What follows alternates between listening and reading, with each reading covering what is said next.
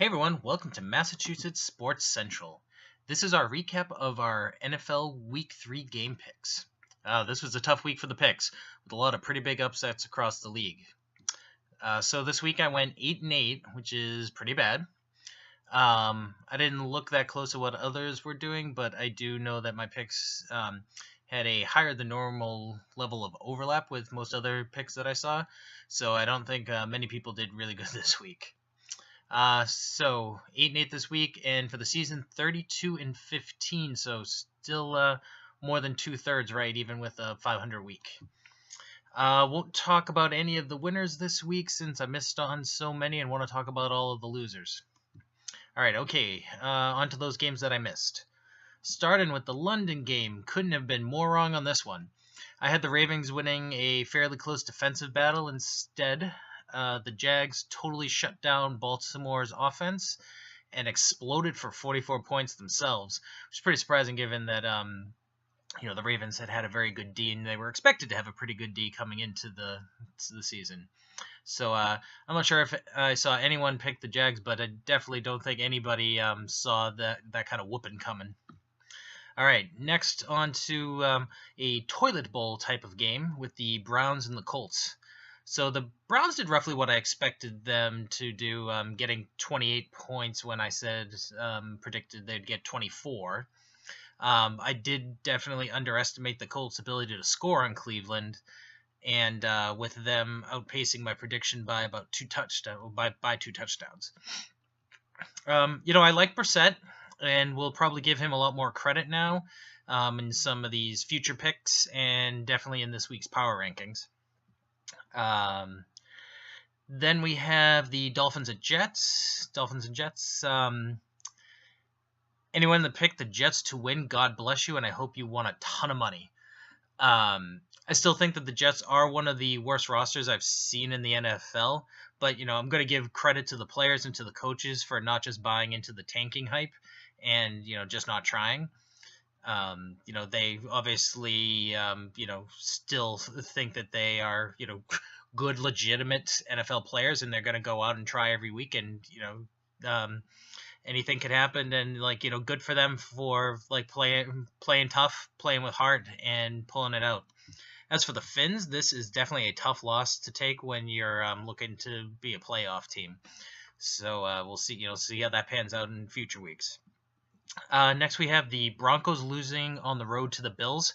Here's a newsflash: the Broncos are a hell of a lot better at home.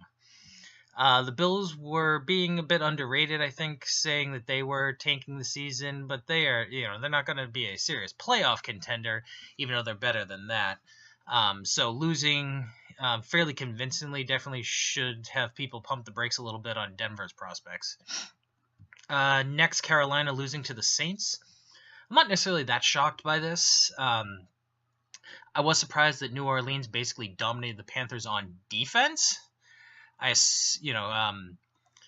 The Saints do have, coming into that game, a very, very bad defense, and they historically have had a defense, so it wasn't exactly shocking that they were having trouble there, but the Panthers couldn't get anything done on them, so, so it was a little bit surprising. I assumed Breeze would be able to put up points on them. I didn't think the Panthers defense was bad, but I didn't think it was as good as, their first 2-week numbers looked. So like I said, I knew that the Saints would be able to put up numbers, maybe not as many as they did, but it wasn't a shock that they were able to score. Panthers already looked weak on offense, and this should be this should probably start to worry Carolina fans if they don't turn it around quick. Next up, a top candidate for biggest upset of the week.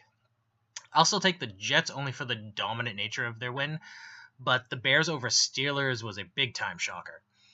Chicago almost blew the lead, and that play on the fumble return that had everyone talking about Leon Lett's infamous debacle was just terrible. But, they did hold on, and they pulled it off in OT. For Pittsburgh, I'm less worried about the Steelers than seeing them living up to their reputation of playing down to their competition on a regular basis. And also with all four teams in the AFC North losing this week. The loss has a little bit less impact than it could have. Could have if some of the other teams had won, especially the Ravens. Vikings beating the Bucks badly was not something I had on the radar either. Case Keenum looked like an elite quarterback carving up what is supposed to be a pretty good Bucks defense. At least when Bradford did it, he's actually a legit starter and had a ton of talent coming into the league that he just hadn't really lived up to. Keenum, on the other hand, got benched by the Rams last year for being horrendous, and they put in Goff, who was horrendous last year. Not this year, mind you, but last year he was terrible. And basically, they're just like, screw it, let's go with him because Keenum can't do anything. I expected their defense to do fine, as I had the Bucks scoring 20 in my prediction versus the 17 that they actually scored. Vikings may have saved the season if Keenum can at least be serviceable until Bradford is back. And finally, my last swing and miss was the Raiders getting spanked by the Skins on Sunday Night Football. Looking back on the 17 points that I had predicted the Skins getting, that really wasn't a good take on my part with the Oakland defense. However, I'm not saying I would have changed my pick. I just probably would have had them scoring in the 20s. But since I would have never thought the Raiders offense would have done so poorly, I'd still have had them to win. To me, it looks more of an off night for them than being totally exposed in the Skins, giving the NFL the very much overused cliche of the blueprint of how to beat them. All right, so as I said, a bit of a tough week, but I expect this week to be a bit better. So I should have out the Week 4 picks by Thursday afternoon at the latest. Thanks for watching, and please like, comment, and share the videos, and subscribe to our channel. You can also follow us on other social media. Facebook and Twitter are both @MA Sports Central. Thanks, and we will see you soon.